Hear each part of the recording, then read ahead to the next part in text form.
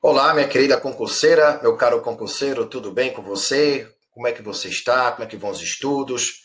Sou o professor Guilherme Rocha e é um prazer estar diante aqui de você para lhe passar dicas fundamentais de como otimizar seus estudos rumo ao merecido sucesso em qualquer concurso público, seja ou não seja para a área jurídica, pontuando os quatro pilares fundamentais que toda concurseira tem que saber, todo concurseiro tem que saber, para ter êxito em todas as fases de qualquer concurso público que vier enfrentar.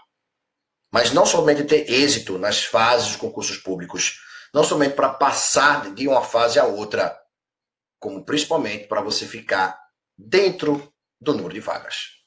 Vamos aqui trazer aqui à tona estes pilares de como otimizar seus estudos no dia a dia, tanto em termos de legislação, quanto em termos de jurisprudência, quanto em termos de doutrina, quanto, isso é muito importante, em termos de resolução de questões. Então, primeiramente, eu já apresento os quatro pilares mestres que tem, segundo a vivência como professor já há 20 anos, que tem levado as concurseiras, os concurseiros a terem êxito nos certames públicos. O estudo da legislação, o estudo da jurisprudência, o estudo da doutrina e resolução e resolução e resolução de questões. Quanto mais questões você coletar e resolver para exercitar seus conhecimentos de legislação, de jurisprudência e de doutrina, maiores as chances de êxito no concurso público. Repito, não somente para você passar de uma fase a outra e até a última fase, mas êxito para você ficar dentro do número de vagas. Portanto, como otimizar seus estudos? O primeiro pilar é o estudo da legislação. Mas, exatamente, legislação é coletada de onde? Qual a relevância do estudo da legislação? Então, no que diz respeito à relevância do estudo da legislação, depende do cargo público que você almeja e vai depender também da banca. Uma dica dentro da dica. Veja exatamente como tem se comportado a banca examinadora nos últimos concursos públicos. Você vai enfrentar um concurso público, por exemplo, para cargo da Polícia Federal? Como é que as provas do SEBRASP, antigamente SESP, como é que as provas têm exigido os conhecimentos, por exemplo, de direito constitucional, direito administrativo, direito penal, processual penal, direito previdenciário e de outras disciplinas? Será que esta banca, SEBRASP, antigamente SESP, ela costuma exigir mais conhecimentos de pura letra da legislação, a chamada lei seca? Bastando ler a lei seca, você poderia facilmente, quem sabe, resolver mais metade das questões? Ou será que esta banca examinadora, que eu só estou tirando aqui como exemplo, claro, ela puxa mais para a jurisprudência, para a doutrina? Claro, vai exigir também um pouco de legislação, mas exige mais de doutrina e de jurisprudência. Fundação Carlos Chagas, FCC. Fundação Getúlio Vargas, FGV. E outras bancas examinadoras. Como elas têm se comportado nos últimos concursos públicos? Então, se você vai enfrentar um concurso público para a área policial civil, policial federal, magistratura, Ministério Público, analista ou técnico de algum tribunal, TJ, TRF, TRE, TRT, analista ou técnico de alguma defensoria pública, analista ou técnico do Ministério Público da União ou de um ramo do Ministério Público Estadual, por exemplo, outros cargos públicos que eu poderia aqui citar. Você vai enfrentar, portanto, a questão de um determinado concurso público, tem que saber conhecer a banca examinadora e saber qual tipo de conhecimento que é predominante de ser exigido por aquela banca examinadora. Eu digo predominante porque, veja só, você nunca vai ter um concurso público, no qual 100% das questões você resolve só lendo a legislação seca. Ou 100% das questões você resolve só tendo lido doutrina, ou 100% das questões que sejam exclusivamente jurisprudenciais. Isso não existe. O que existe muito, é o seguinte: determinada banca examinadora, determinada banca X, por exemplo, ela vai exigir legislação e doutrina e jurisprudência, mas ela pede mais de conhecimento de letra de lei, e é pura decoreba, letra de lei, mais letra de lei do que doutrina e jurisprudência. Já outras bancas, Y, Z, por exemplo, vão puxar mais para a jurisprudência do que para a doutrina. Então é muito importante que você saiba o perfil da banca examinadora que vai elaborar as questões da tua prova. Portanto, a relevância do estudo da legislação vai depender muito do cargo público almejado por você e da banca examinadora, que vai elaborar as questões do seu certame público. Agora, digo logo uma coisa a vocês.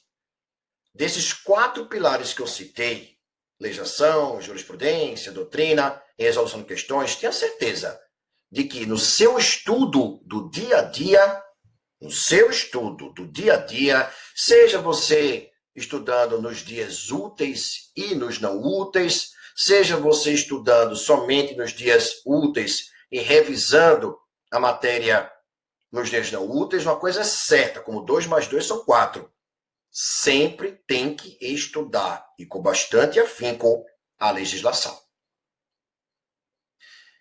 Até mesmo bancas examinadoras que exigem muito de jurisprudência do STF e do STJ, por exemplo, mesmo essas bancas vão trazer aqui a vocês muitas questões que só são resolvidas se você souber a letra da lei.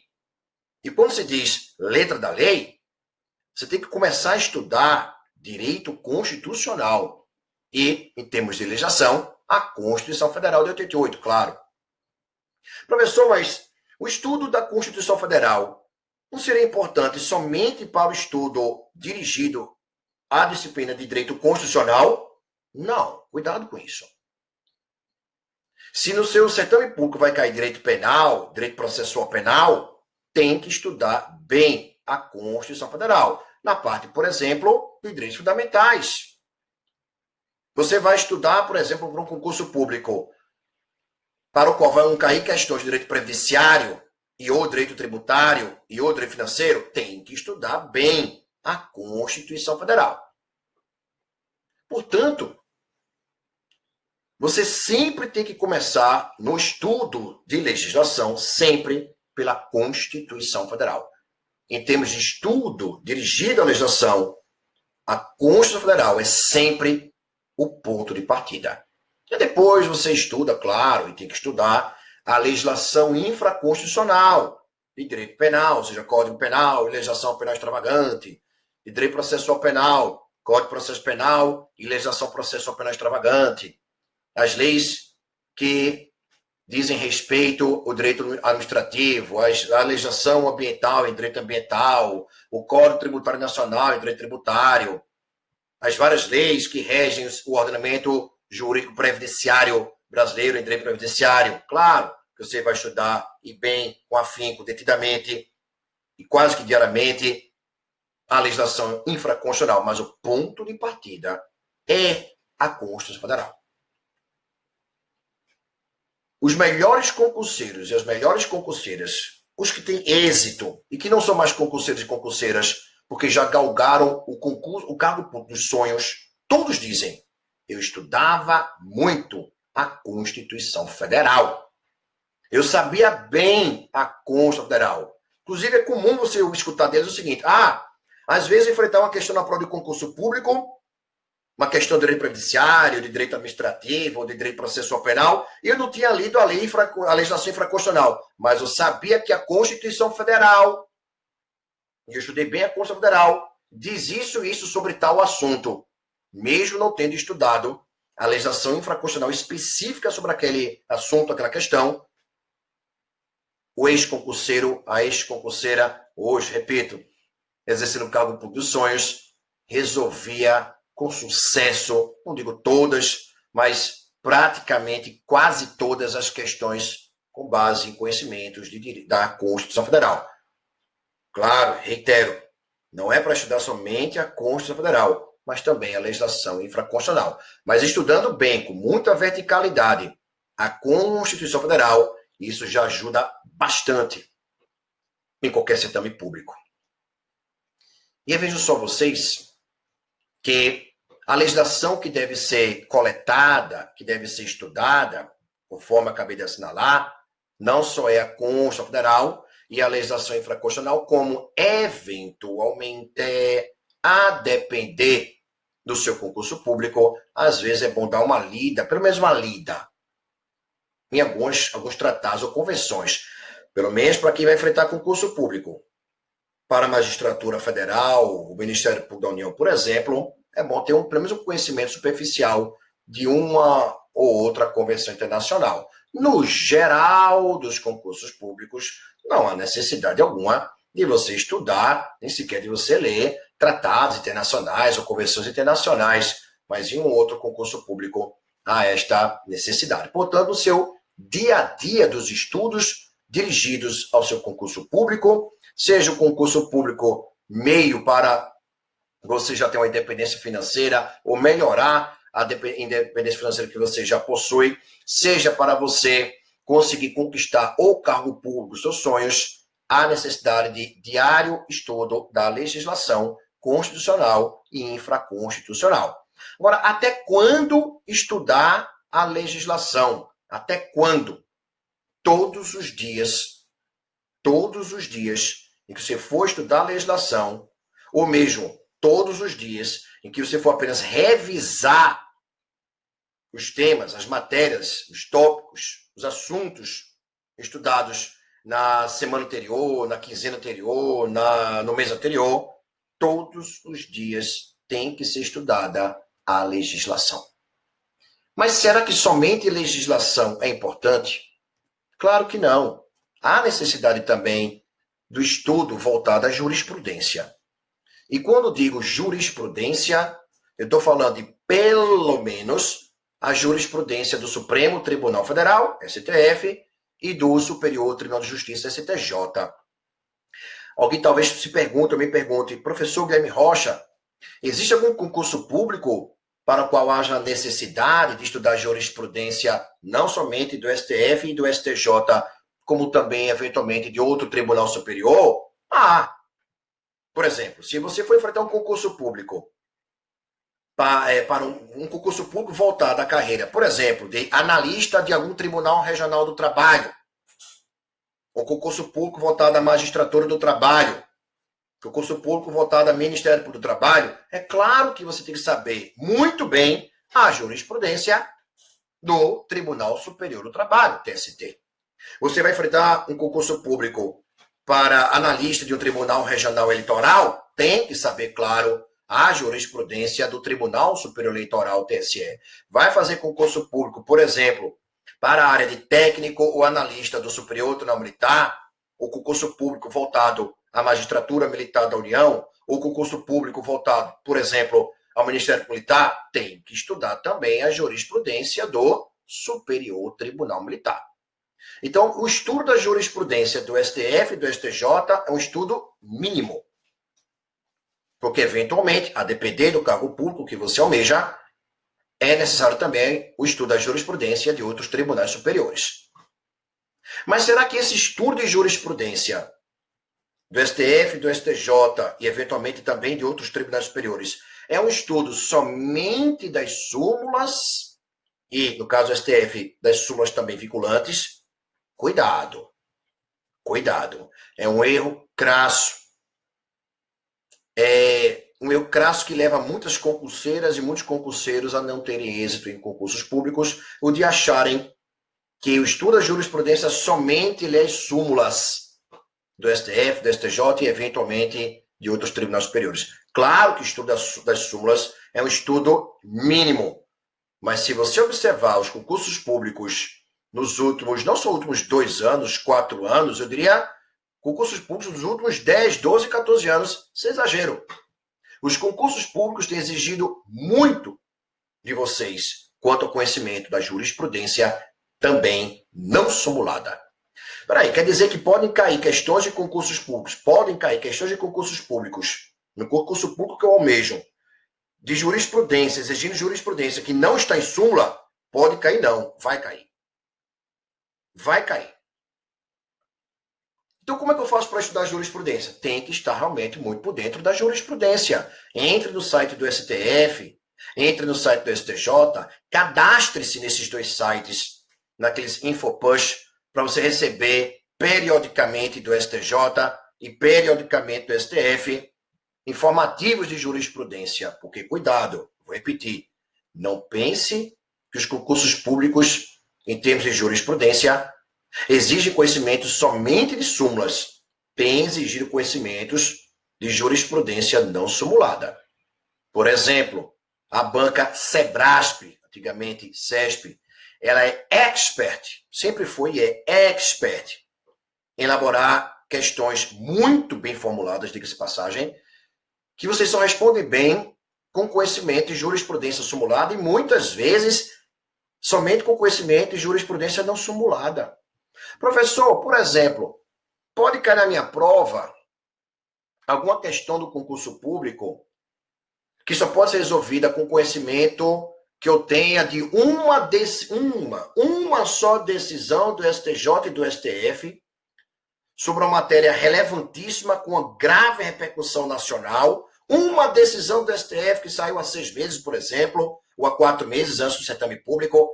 Isso pode ser exigido no concurso público? Veja, nem é súmula, nem há, assim, tantas decisões do STJ, do STF sobre aquele assunto. É uma decisão só. Tá, tudo bem, muito relevante, muito impactante para as instituições jurídicas brasileiras, mas pode cair uma questão assim? Com certeza pode cair. Não tem para onde fugir.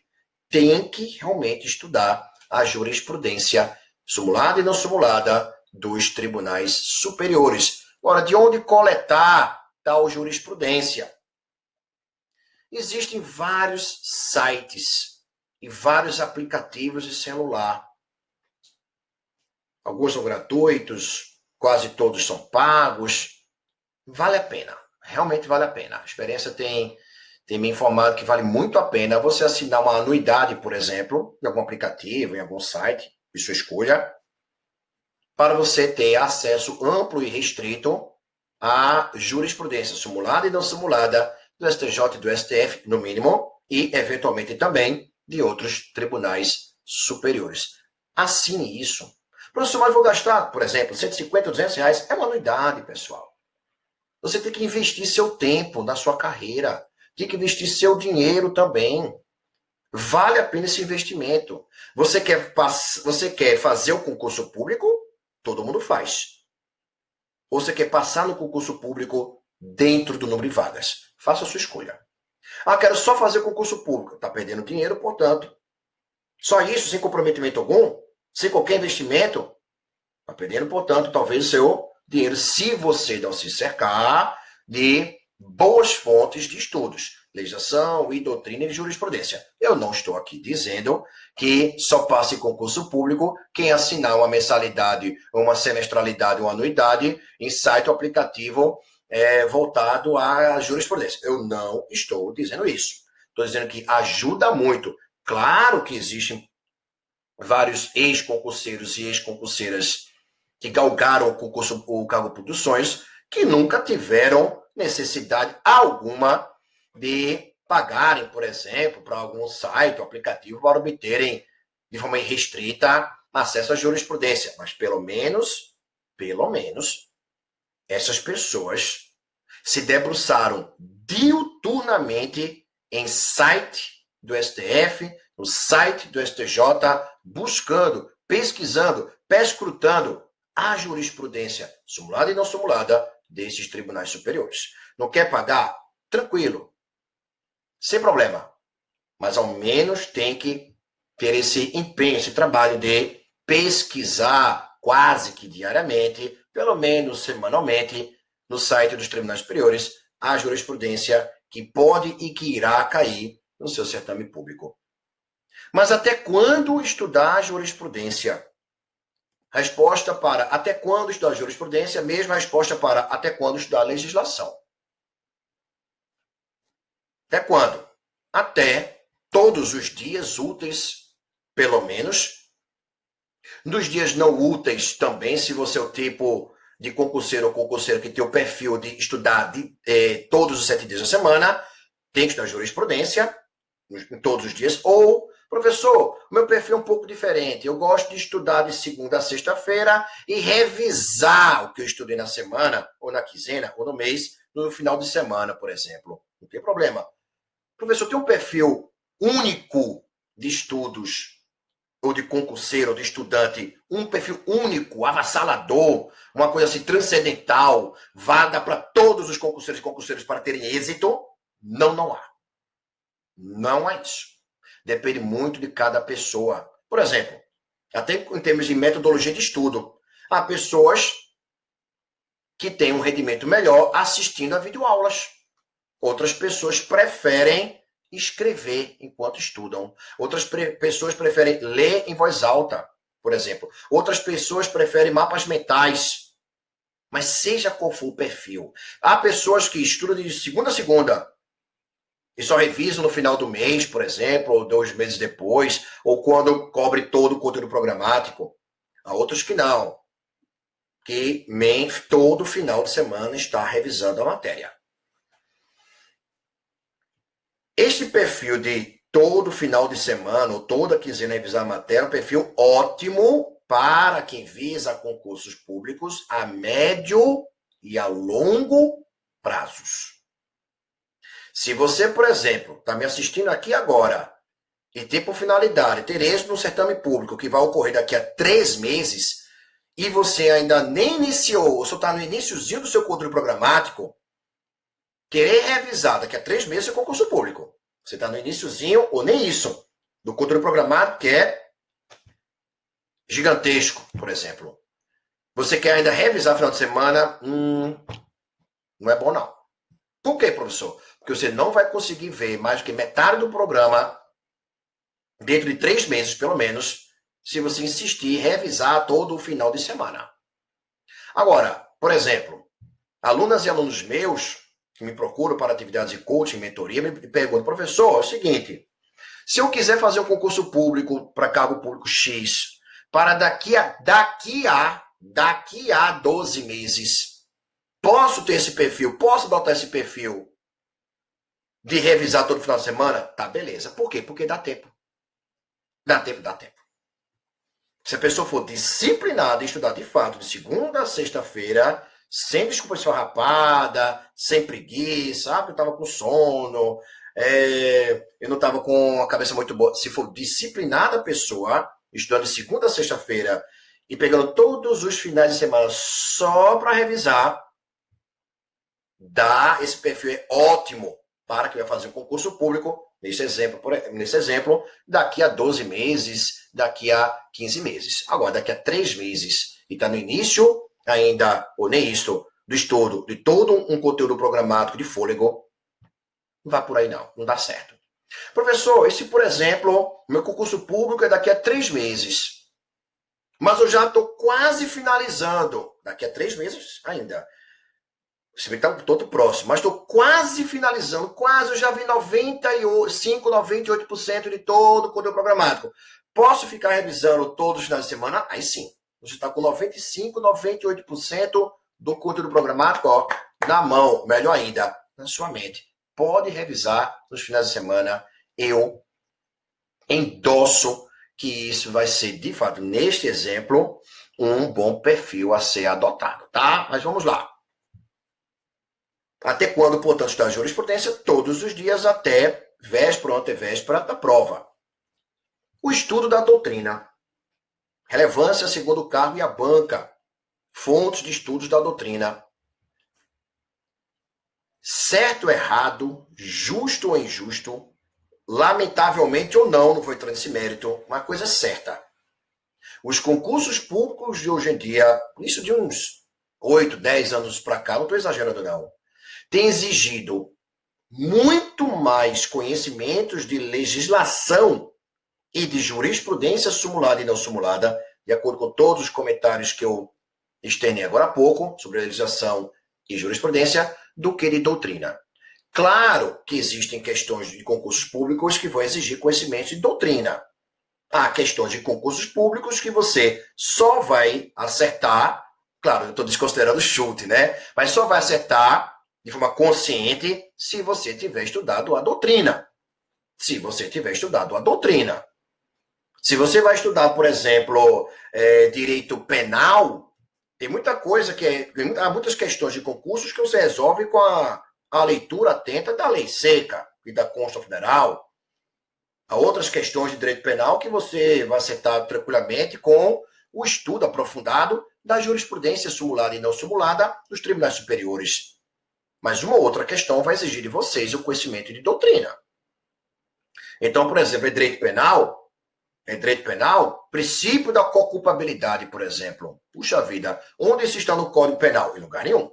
Na Constituição Federal? Também não.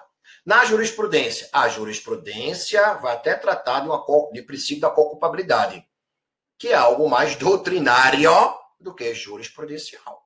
Então, algumas questões de concursos, em quaisquer disciplinas, não é só penal não, constitucional, penal, civil, processo civil, previdenciário, financeiro, ambiental, econômico, urbanístico, etc. Algumas questões, de fato, vão exigir conhecimentos de doutrina, mas são poucas questões. Os concursos realmente têm se valido muito mais de legislação e de jurisprudência. E se você for enfrentar concursos para técnico ou analista de algum tribunal, de algum ramo do Ministério Público, aí é que o estudo da doutrina ele é menos, digamos assim, importante do que o estudo da legislação e da jurisprudência. Ah, professor, se é assim, que tem caído mais questões de legislação e de jurisprudência do que questões de doutrina, eu vou a partir de agora abandonar a doutrina. Faça isso não. Mas por que não? Não são menos questões de doutrina? Mas faça isso não. Por quê?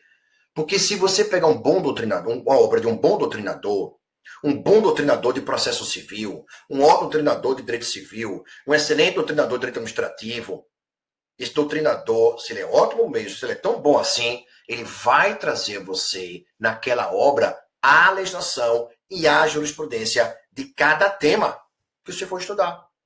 Então, a doutrina, ela vai ser útil também nesse sentido, porque ela vai trazer a você, de forma bem mastigada, qual é a legislação e qual é a jurisprudência pertinente àquele tema que você está estudando.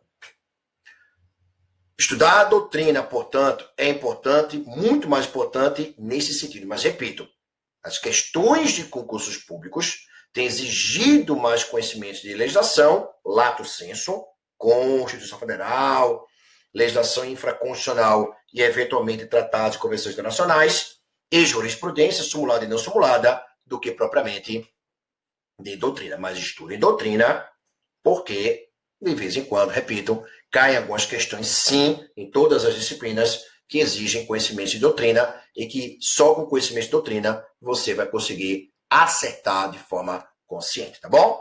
Então, até quando estudar a doutrina, da mesma forma que você deve estudar a legislação e a jurisprudência.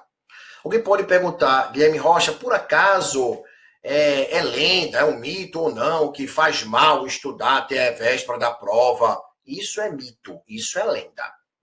O que não pode é você estudar tanto, mesmo você estar super afiada ou afiado em todas as disciplinas do seu certame público, e cuidado para não ter uma estafa mental logo na véspera ou antevéspera da prova. E você, quando for fazer a prova, dá aquele famoso branco, deu um branco na hora, eu sabia aquele assunto, eu tinha estudado, mas na hora deu um branco porque você se estressou muito, Talvez você esteja ali no dia da prova um pouco nervoso, um pouco nervosa, talvez também tenha sido por isso, mas cuidado só para não ter uma estafa, tá bom? Não vá sobrecarregar, portanto, o corpo e a mente. Resolução de questões como quarto e último grande pilar fundamental da otimização dos estudos para fins de concursos públicos. É sério o que eu vou dizer aqui. Não é exagero. Pense assim mesmo.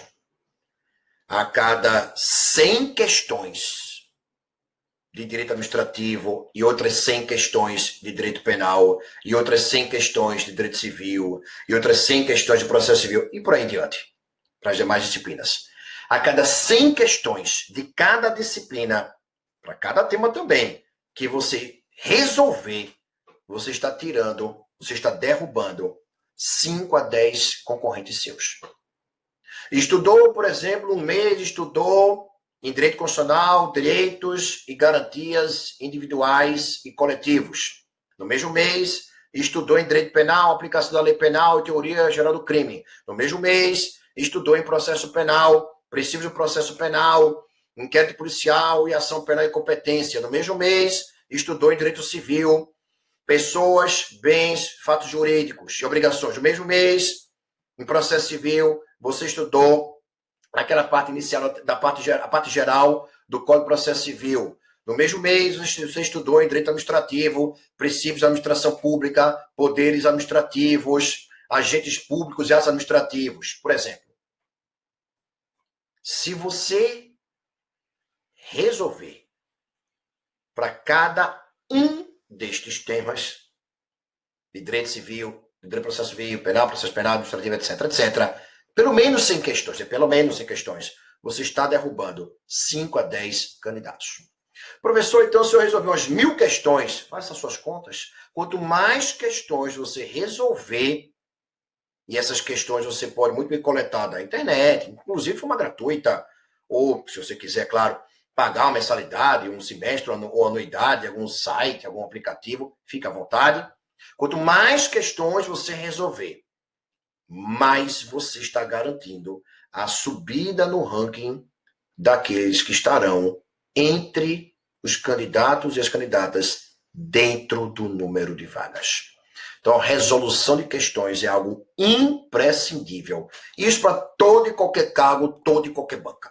Magistratura, carreiras policiais, Ministério Público, técnico aqui, analista acolá, todos os cargos públicos. Quanto mais questões você resolver, principalmente daquela banca, aquela banca que vai formular as questões do seu concurso público, mais chances disto você vai ter. Professor, mas se eu for uma pessoa que estudou super bem legislação, muito bem doutrina, muito bem jurisprudência, aí você chega, por exemplo, a uma situação hipotética, entre as várias situações hipotéticas que podem ser formuladas pela banca na sua prova, e você não sabe por onde ir. Tem que resolver as questões para você conhecer a mente dos integrantes da banca examinadora que formulou aquelas questões. Conheça a mente deles. Como eles perguntam, que tipo de conhecimento eles querem, que tipo de resposta aquela banca espera de você. Sabe como você vai saber disso tudo? Resolvendo questões de concursos públicos. Então, em algum momento dos seus estudos, você tem que resolver questões de concursos. Resolve uma vez na vida, outra na morte. Não. Eu diria que no mínimo, você tem que resolver de cada disciplina 300 questões de cada disciplina por mês, para você garantir êxito dentro do número de vagas no seu cargo público. De onde coletar as questões? Já falei, sites especializados, aplicativos especializados. Quantas questões a resolver e com que frequência? Falei já. Quantas questões e com que frequência? No mínimo, mensalmente, 200, 300 questões por disciplina por mês.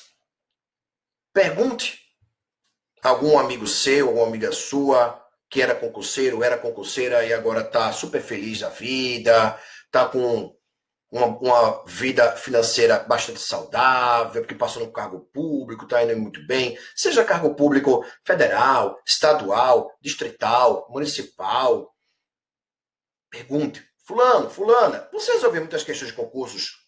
Não tenha dúvidas, sim. É mais frequente você conhecer pessoas com êxito em concursos públicos que mais resolveram questões em menos história doutrina do que o contrário. Eu me lembro de um conhecido meu, ele era delegado de polícia civil de determinado estado brasileiro, e o sonho da vida dele era ser defensor público federal, ou seja, membro da defensoria da nobilíssima Defensoria Pública da União. Ele já tinha feito 2 certames públicos e não tinha passado. Esse cara era fera em doutrina. Ele sabia até doutrina alemã, italiana, espanhola, de direito penal e processo penal. Mas não tinha êxito de concursos. E ele até me perguntava, Guilherme, eu não entendo porque eu sei tão bem doutrina, eu sei tão bem a legislação, eu conheço de perto e com intimidade a jurisprudência dos tribunais superiores, outros colegas meus que estudam menos do que eu tiveram êxito, são defensores públicos federais, e eu não. Por quê? Eu falei, vem cá, fulano, você tem estudado como? Aí ele me falou. Cara, muda isso. Por quê? É assim o teu caminho. Tem certeza? Vai por mim. Resolva questões de concursos públicos, porque esses que está dizendo que passaram e você não, resolveram muito mais questões que você. E o tempo se passou e esse mesmo conhecido é defensor público federal.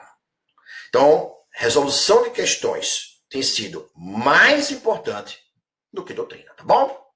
E aí, pessoal, essas são algumas dicas bem fundamentais com relação voltadas à otimização dos estudos, e com isso tudo termino com a frase do Robert Collier, que nos diz: o sucesso é a soma de pequenos esforços repetidos diariamente.